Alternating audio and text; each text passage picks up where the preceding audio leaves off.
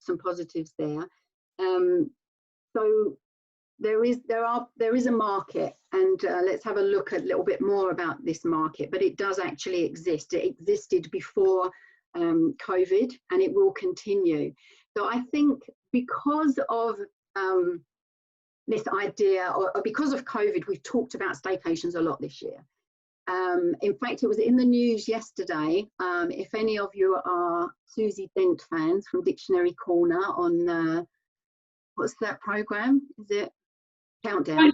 Yeah, Countdown. Yeah. So she was talking yesterday. The Oxford Dictionary has one word for every year. They count the buzzword for the year. And apparently this year they can't pick one word because there's so many new words and buzzwords this year. But staycation was in there. It's a contender. So it is quite the buzzword for this year. And because we've heard so much about it this year, we might think that this is quite a new thing. And this idea of staycation is quite new. But in fact, the term staycation came about in the early 2000s. And that word went into the dictionary in 2010. So the staycationers have been around longer than COVID. So there's some promise there that it will continue. The initial interest came at the beginning of the 2000s because of the financial crisis. People didn't have much money to travel, so they were cutting back on their holidays, and so the financial restrictions, and also because of fear of travel at that time. There were terrorist attacks, there were all sorts of things going on where people felt like, actually, you know what, a holiday spent at home could be the better option. And that's the Oxford Dictionary definition: a holiday spent in one's home's country rather than abroad, or just staying at home and going out for day excursions and day trips. So although we think it's relatively new, it isn't.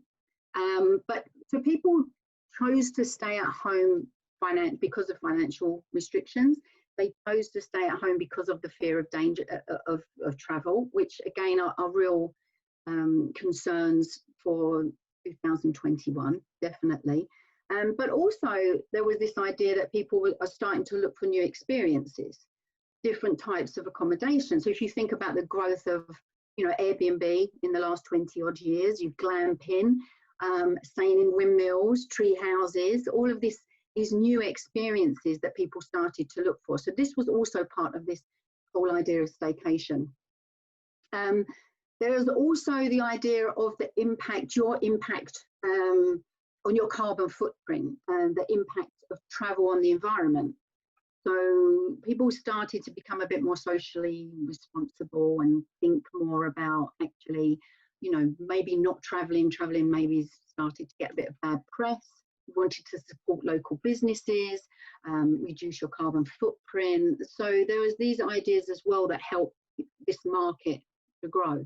There was a survey this summer which was done by Schofields, who are an insurance provider for travel holiday rentals, and they found that the share of people taking holidays exclusively within the UK last year, 2019, was 8% higher than those exclusively taking holidays overseas. So as you can see, even before COVID, this market was there. It's a substantial market. It's a growth market. So the idea is, you know, there is potential. It will continue. So if we look in now to, if we look to this year, and with COVID, obviously many people didn't take holidays over that, you know, that first lockdown period. People were working, those that were still working were working pretty much full time. They weren't taking days off, they weren't taking their holidays. So there was a bit of a backlog of actually being able to take your holiday and actually going somewhere. And then by the time we got to July, August, where it was like, right, I need a break, I need to get out, we didn't have much choice. You know, there wasn't that many places we could go. There were a lot of travel restrictions still in place. The idea of quarantine, if you went somewhere, that was all still very up in the air. The uncertainty as well, I think, of if I go somewhere, am I going to get stuck there? So then will I be able to get back? So, you know, all of these things that people were worrying about this summer, the financial security of travel companies. So, you know, we lost our deposit on our holiday, and the reason being because at the end of April we were due to pay the balance of the holiday, which was something like £8,000, and we didn't want to take the chance of we pay this balance and then what happens in July when we're supposed to go? Do we get our money back? What happens if they tell us we have to go and we don't want to go? So there was this uncertainty. So we just lost the deposit and said, okay, we won't, you know, we're not going. So there was a lot of this idea of uncertainty for this summer. So the UK became the best option. And also staying at home or close to home is a much better option when it came to, you know, health advice and medical support. So, you know, if I did get sick, if I was away and I got sick, where would I go? What would happen? So again, you know, the UK staying at home was a good option for this summer. And we've seen this growth in the staycation market in certain locations. Those fears for 2021 still continue. And there are reasons, again, you know, why people still may not travel for next summer. So there's still this idea of that the future of travel companies. Is it safe? Will I get stuck somewhere? There's still the idea of the health risk, you know, and the medical help or advice if you're overseas. I think people, international travel still could be very expensive next summer. We don't know yet. And when you go, what will be open? You know, when we go overseas, we're looking for a bigger experience than just to sit in a hotel, or, you know, as much as I love to sit on the beach, I still like to go out and go to the bars, go and look at places of interest. You know, will these places be open? There's still a lot of uncertainty. So until I think there's approved vaccine, people are still going to be very wary and cautious about traveling overseas. So the trends do point towards this staycation market continuing. For people holidaying at home in the near future, albeit maybe not as many as we've seen this year, because as I said, there are people who, as soon as we're able to travel, will travel. But within this segment, you've got this idea of there are some people that still like to explore the homeland, and, you know, don't want to go to Dubai, don't want to take the risk. So there is a market there. It will continue. So really, I guess, how do we keep them happy? What are the things that we think they're looking for? So just to go to, you know, what we think is important to these people, and what our research is telling us, what influences them. So I think trust and transparency. So I've got the noise outside the window now. So if it gets noisy, they're resurfacing my road outside. So if it gets too noisy, let me know. Okay. It's absolutely fine. Don't worry. Okay. So yeah, trust and transparency. What do we want if we're going to travel this next summer, or, you know, even over Christmas if we can? What are people looking for? And I think one of the things that Sally mentioned in the first webinar was she mentioned about how your own website here gives you great opportunities with this staycation market segment, and allows you to really clearly communicate with them and offer them the reassurance they need. So it's that idea of making sure that we're telling them about our safety and hygiene procedures. Making sure we're telling them, you know, where can they go when they come and visit you, what's open, because this is, as we've said, this is a customer who wants to come and stay but wants to get out and wants to explore your local environment as well. So are restaurants open, are pubs open, can they get out, can they go to the local stately home, the museums, whatever it is, you know, those experiences that are near you. How does it work within your hotel as well for the hygiene and the COVID procedures? So can I have breakfast? You know, are you offering room service? My trip to Harrogate was quite an eye-opener, actually. I'm a hotel person. I joined this industry because I love hotels and I love staying in hotels. When I left uni, I didn't study hospitality. I had no interest in hospitality. And I got a job where I was traveling around and I was staying in a lot of hotels for free as part of my job. And the job finished after a couple of years. The job finished, and I thought, God, what am I going to do? Because now I can never stay in a hotel for free again. So, like, how do I get to stay in 5-star hotels and get room service forever for the rest of my life? So I thought, oh, if I join the industry, I bet there's a job out there somewhere that allows me to do that. I had no idea. So I got a job working for Holiday Inn at the time in the Central Res office, and thinking one day I will get that job. And then I did get that job. I did, I was very lucky to be working as a trainer and working for people like leading hotels of the world and traveling forever and in beautiful 5-star luxury properties and getting everything for free. So I knew that job was out there. So I'm a hotel guest. I love hotels. I love staying in hotels. I love working in them. I love the industry now.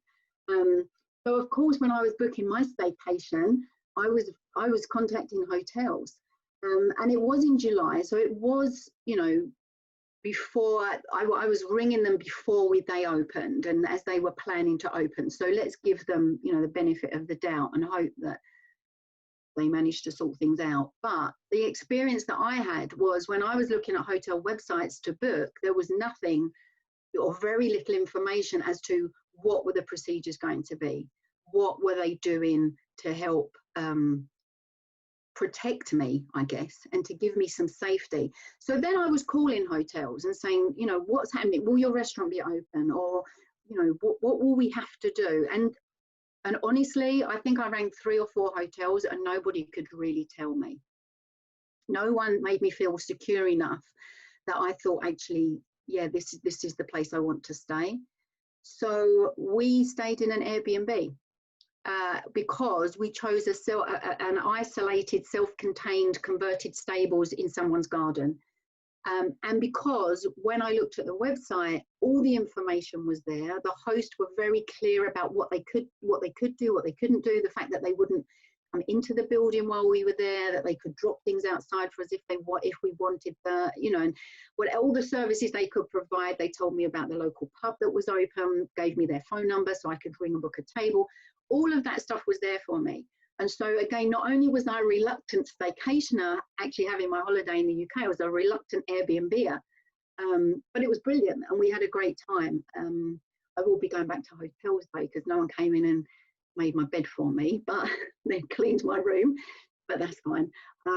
But I think, this whole idea of trust is so important. And ask you a question, Janelle, because it's a question that a couple of hotels have asked me as well. How do you think you play that fine line between giving customers information but not making it almost upfront and center and moving away from being hospitality and more like a hospital? So do you think that information should be on your homepage? It should be on your email confirmation? It should be a segment on your website? What do you think works best, or have you seen any good examples of it? I think humour is always a good thing, especially with our market, with the UK and Ireland. I think if you can do things that are a little bit, humorous and keep smiling, then I think that helps to keep the message across without being too clinical, I guess. I think when you come onto the homepage, and I'm not an expert, and I know that in the next couple of weeks you've got people coming in to talk about that communication side, but I think if you come to the homepage, when you arrive on the website, you should be able to see very clearly where is this information. So whether there's an area there to say, okay, come here and look, because this is one of the first things that people are going to look for. But I don't know that you should, as you come straight on, like COVID. But I don't know, it was an Irish hotel actually. I think I saw it, I don't know if it was on one of your sessions before, or maybe an Avio session, and there was a video of a guy on a bike and he was cycling through the empty hotel of, like, what, again, it's that sort of idea of, look, we're still here, we want you to come, we're getting ready for you, we're doing things to help you. I think that's a nice way of doing it. Yeah, I agree, Janelle. I think that there is that fine line. I think there's a certain amount of people who really want that information and it should be there. But I don't think it, as we've talked about before, it should take away from the experience. And I know you're going to go on and talk about that. I'm just going to give a shout out, and I hope he doesn't mind, but there's a hotelier online here. And just what you're talking about earlier about that, giving people an idea of what to do. I'm not going to mention your name unless you want to put it out there. You'll know who you are. But this particular hotelier had a really great campaign, and it was called Stay Closer. So he put his hotel right in the middle, and he doesn't have a ground floor, so it's not a big sort of restaurant and F&B outlet. But he gave people a reason not just to come to his area, but to come to his hotel. So it was Stay Closer to, and then he named lots of the attractions, told people what they could do there. And it suddenly took, for me anyway, it took the shine away from him, which was really clever, onto what was available around him, but then showing, look, if you've got all these other pieces of the jigsaw, I fit in perfectly into your travel plans. And I thought that was a fantastic way of looking at it. And it was almost putting the hotel at the second layer and giving the customers the first layer of what they could do when they were there. And I think that's a really, really clever thing to do, and maybe something that we should be focusing on, of what activities people will want to come to your hotel, but they may well want to get outside. So can you hire bikes? Can you go horse riding? What national parks or trust properties are in your area? Have you got beaches? And what can you do on a rainy day? What can you do if it's with children? So I just thought that was really clever, and just something, I know you're going to go on and talk about it, but that's just sort of a local story that I think worked really, really well. And that person's not saying anything, so he obviously doesn't want to be taking the shining light here, but well done.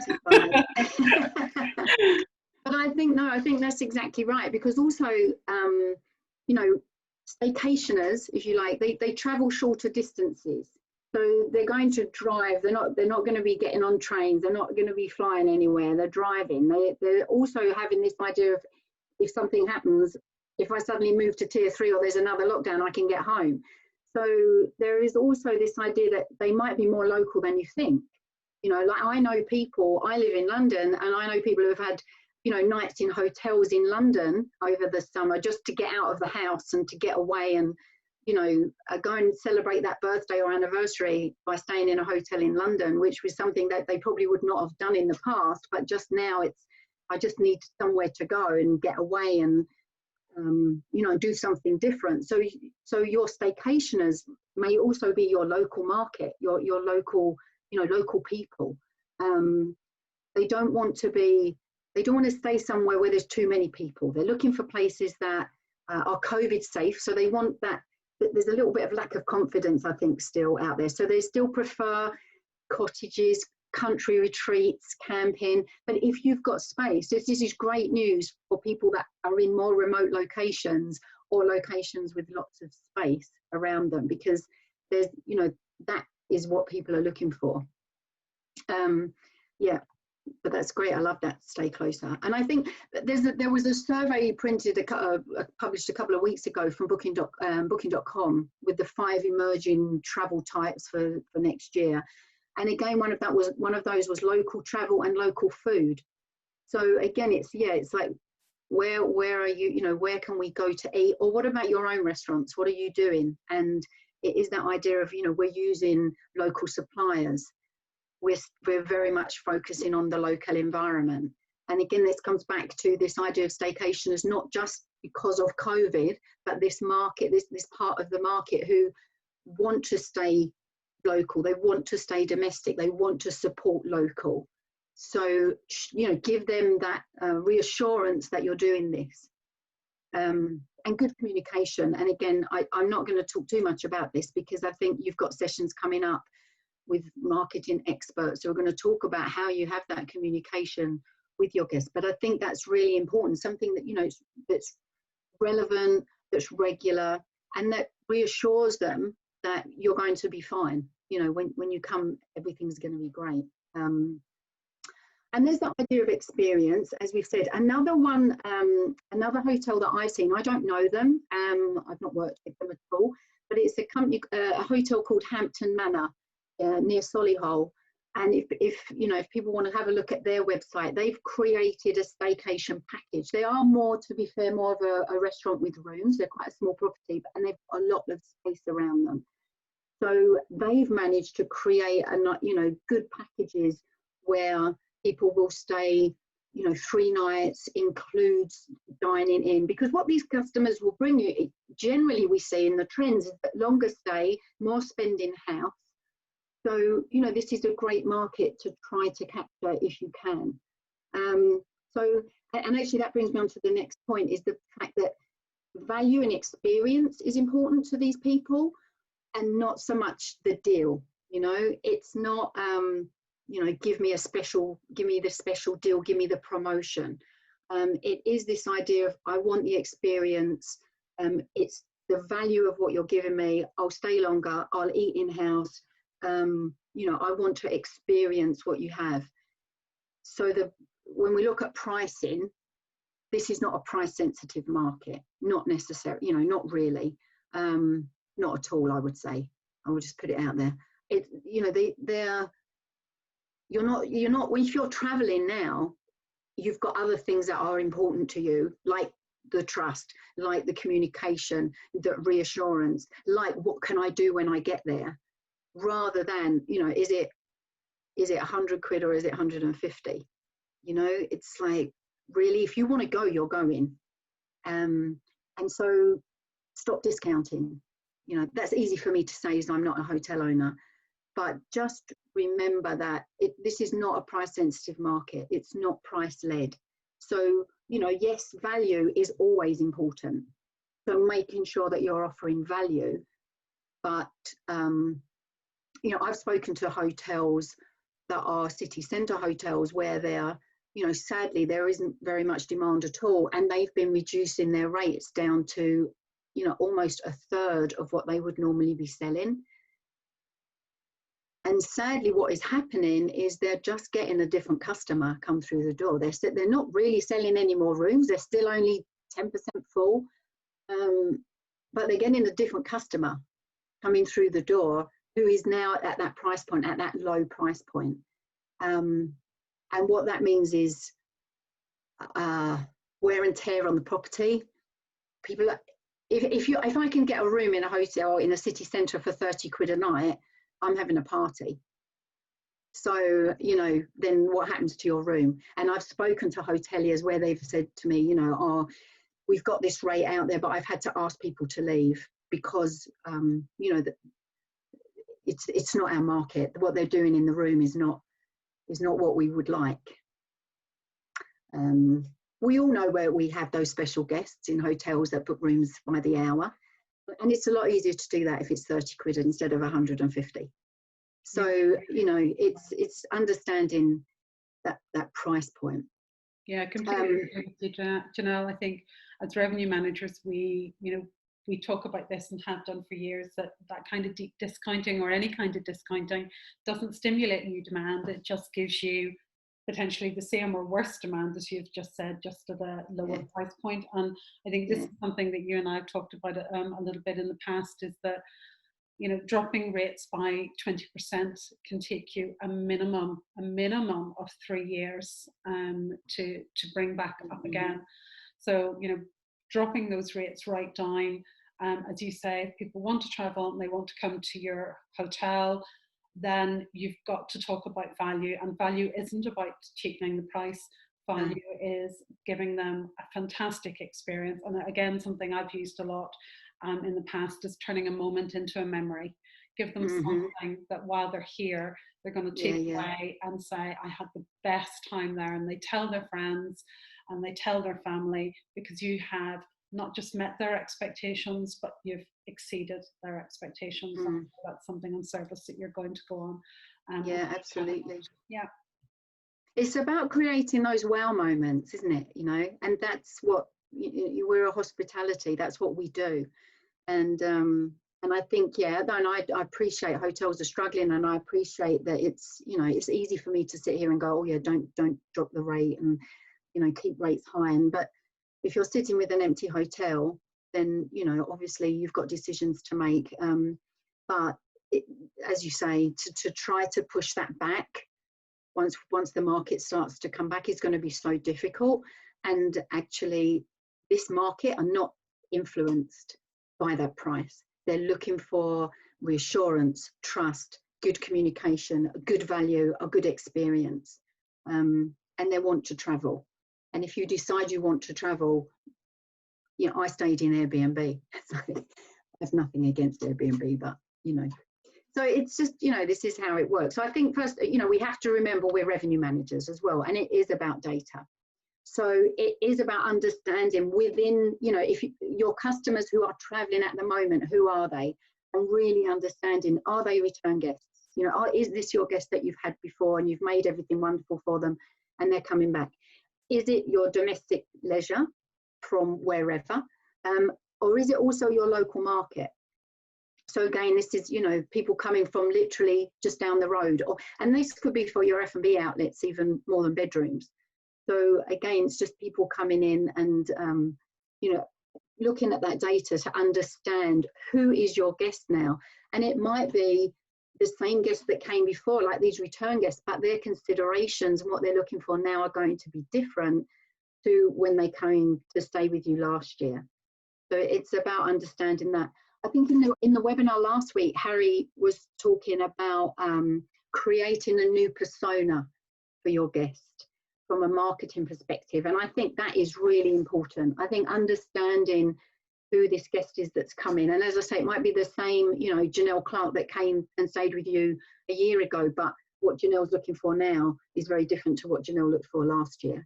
So about understanding, you know, what's driving those guests now and what's their consideration. And again, there's a lot of information. And as I say, Harry spoke about this last week, about understanding from your website, you know, what are people looking at? Where are they going on your site? What are the key things? And we've mentioned the COVID information, but, you know, there's going to be, people are going to be looking at your facilities, you know, whether that's the spa, wellness, whether it's the golf course, you know, what's the local attractions, what's driving this segment. So there's a lot of information there that we can get from our own site to help us to understand, you know, what's driving the customer, who is this segment within this staycation segment, who am I attracting. Also, I think understanding the booking trends. So, you know, lead times have got much shorter. You know, what's our flexibility like on our cancellations at the moment? Are people staying for longer? How is that affecting my hotel? What's the average length of stay? Has that changed? What's the spend per head on property? Something that we don't always, as revenue managers, and, you know, and again, it depends within your property. What is your revenue manager responsible for? Is it just bedroom revenue? Because if it is, then you need to change that.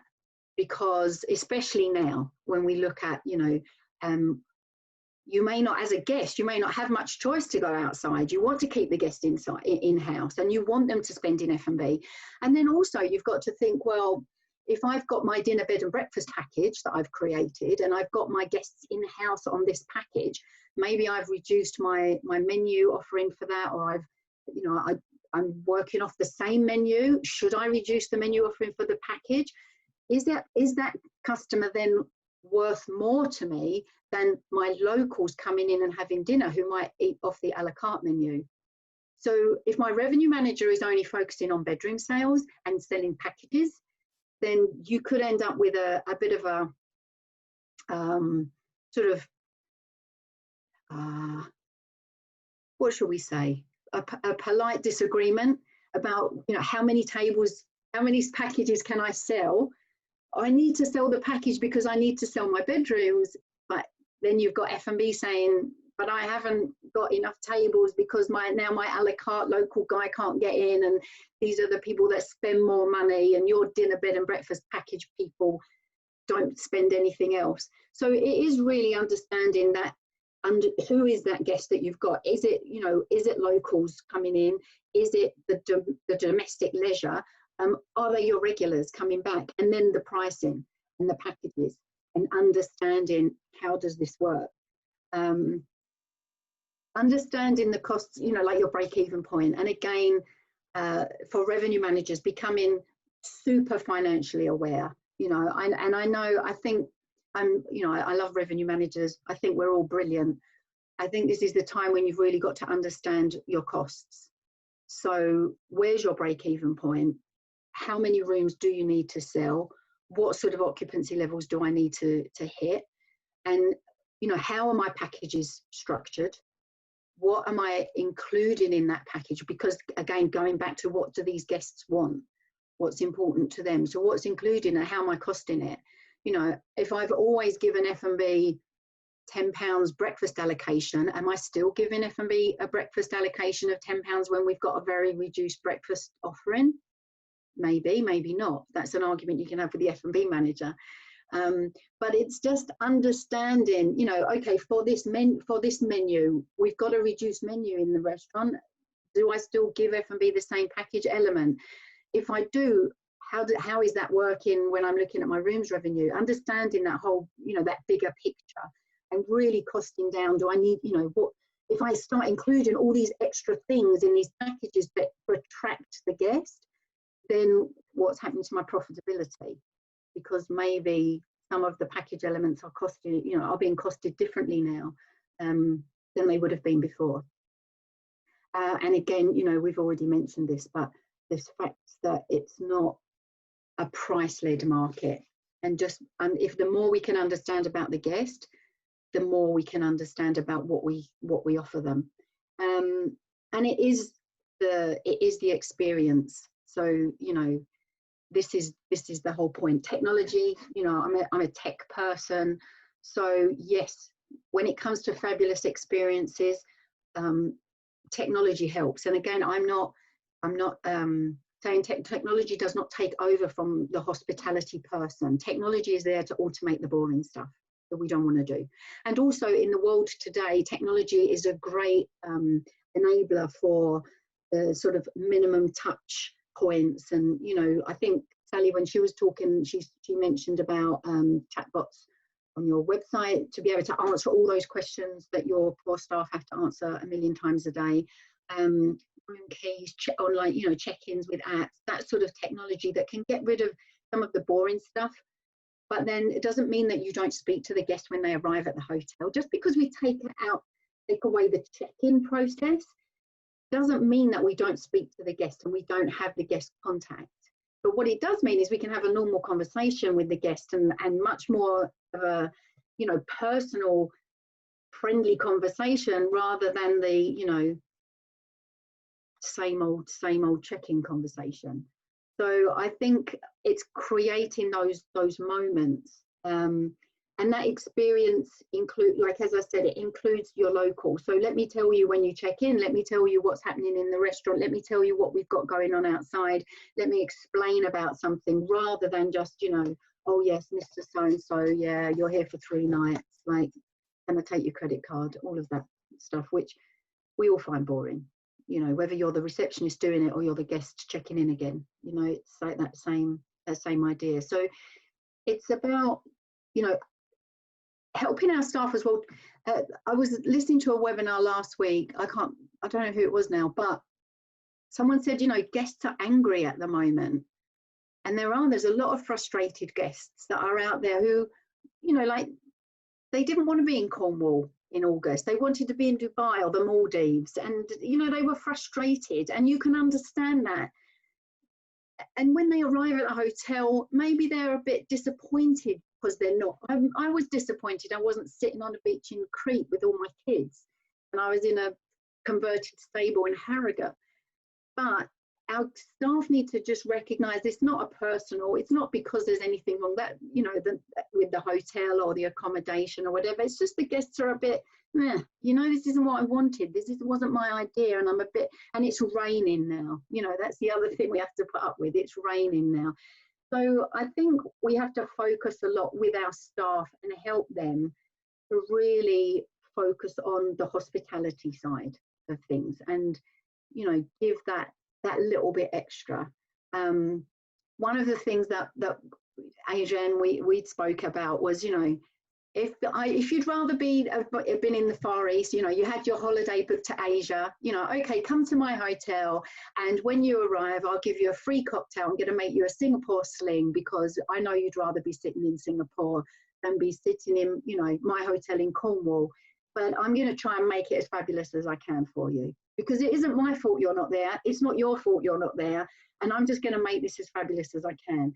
So, go in the bar and see the international cocktail menu. Where would you have been?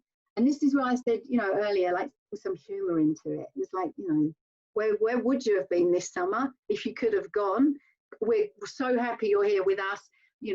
Have an ouzo and some moussaka or something, and just make it, bring a bit of humour into it as well, and recognise that among our staycationers, there are a few that may be reluctant to be there. I love that idea, and I think that if any hotel wants to try out a cocktail menu and invite me along for tasting, I would be absolutely delighted to do that. One thing, Janel, I just wanted to pick up on there, and again, it's probably something just from experience, that when I often go into hotels and we talk about packages, they'll put a package up at 99 quid or 149 or 150 euro, whatever it is. And when you ask the question, well, why are you pricing it like that? And you usually get well, that's what we always price at, or that's what our customers are happy paying. And no one actually sits down and does that exercise of, okay, if I'm selling at 99 pounds per person, what does that actually mean to my bottom line? And just what you talked about there, just being more aware of those costs and what everything that has to come out of that. And I think what you were saying about trying to make revenue managers, which I'm totally in favour of, understand that total RevPAR and understand that commercial piece, that you have to understand what your costs are so that you can build from that, understanding your break even, and so you can build from that. And I think there's still a lot of hotels that don't do that, but I think if anyone had to take obviously you've given a lot of advice there today, but if there was one thing I would urge people to do, is understand your costs and that break-even point, so they can start to understand where their commercial, and I love that, using the data and understanding where your guests are coming from, and even understanding what markets are opening up, where people can travel. I think it's really, really important. And again, I would say for any GMs out there, make your revenue manager responsible for total revenue. So, make them understand that what happens in F&B, what happens in the spa, what happens in golf, because at the moment, this mix of guests has changed. So, our business mix has changed so much, and we really need to be selling other services. F&B are as important as rooms, because if I come to stay at your hotel, I'm pretty much going to stay. I don't really want to go outside too much. There's that reluctance still of, is it safe? Our place is going to be safe. So actually, I'm quite happy to stay, on site and go to your restaurant. So the revenue manager needs to be focusing on all of that, and this mix of packages versus, room only B&B rates and what's included. And, so it's just, if I'm a revenue manager and I'm only focusing on rooms, then there's going to be arguments, and I need to understand the bigger picture. That's the way that this role is going. It's the way that revenue management is evolving, and hopefully all the people on this call they're all just saying, looking at me going, yeah, well, we know this, of course we all do this. I'm sure they are. Oh, I hope so, because we want revenue managers to rule the world. But I thought it was really interesting what you said there, Janel, about the check-in process, because we have the lovely Julie from Crichton coming to speak after Christmas. And yes, she has an app that will, you know, do the mobile check-in. But I think it's something that Julie has mentioned to me in a conversation, that actually when you talk to guests, the piece of the whole experience that they hate the most is the check-in and the check-out. Because you don't want to be standing in a queue, and you don't want to, you know, that write your name and address on this and sign that, and where's my credit card and all of that. You know, I think automating that process doesn't take away from that reception experience. It increases it, because it does allow us then to talk to our guests and actually communicate with them rather than to them. And I think, you know, whether you are lucky enough to be able to, you know, consider that, you know, mobile check-in and technology to do that, not everybody can, of course. But I think understanding that our guests want less of that. They want less of the form filling in. They want less of those long check-in procedures, and they just want to be welcomed and feel really right from the second that they arrive at your door that they're going to have a great experience. And actually, I firmly believe that that should happen before that, you know, on the whole booking journey and everything else. And your guest communication, which obviously we have coming up in the next couple of webinars. But I think that whole experience in check-in starts your journey, and it's understanding that a revenue manager can influence every single part of that. And we're here to maximise that potential in staycation, for sure. Well, also we could have a whole conversation about like guest history profiles. You know, it's like if I'm on an app, that's me. Whereas if I come to check in, they've got 5 Janel Clarks because I've stayed 5 times, and then they're still asking me for my information again. And I know that doesn't happen with any of the hotels that are on this call, but it happens, you know. So, and that's one of my pet hates, definitely. No, I completely agree. I think it's just understanding that customer journey, and as you said, getting that persona right, and understanding that new persona of this reluctant staycation, what we have to do to communicate to them, to price for them, to understand their needs about, you know, having that information of safety up front and centre, but in a very kind and sympathetic, and not, you know, sort of, you're checking into a hotel, not into a hospital. So having it, as you say, in a really soft, you know, and maybe some humour put into it as well. And then understanding their needs, that they want to feel welcome. They want to feel that they are, you know, having an experience. It might not be Dubai or the Maldives, but they're having an experience. And we have that duty to do that as hoteliers, to make sure that we're kind of, you know, doing the very best we can on that. Is there anything else, Janel? Because I know, sorry, I butted into you there. Was there anything else you wanted to cover? No, I'm fine. I think I've covered all my points that were, that were on my. If anyone has any questions, just please pop them into the chat. But just to kind of round off, I know we try and keep this to sort of 45 minutes, 50 minutes. We've gone a little bit over, but just to let everyone know that next Tuesday we have the wonderful Craig from Big Flavour, and they're a Scottish-based marketing agency, and he's going to talk about offline marketing and how we start that communication to guests. So I think this is great that we've had you on today. We've had Sally and Harry, then you continuing the journey of, you know, what is Reluctant Staycationer, how do we manage them.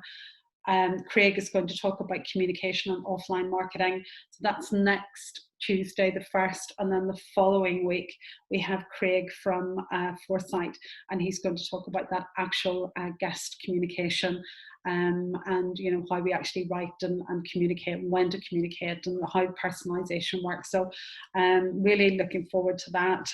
So thank you so much. That's Sally saying thank you.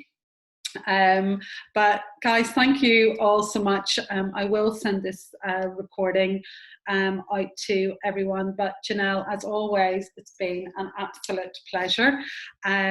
You are a star, and thank you, Aldo. Excellent session. Thank you very much. That's really kind of you.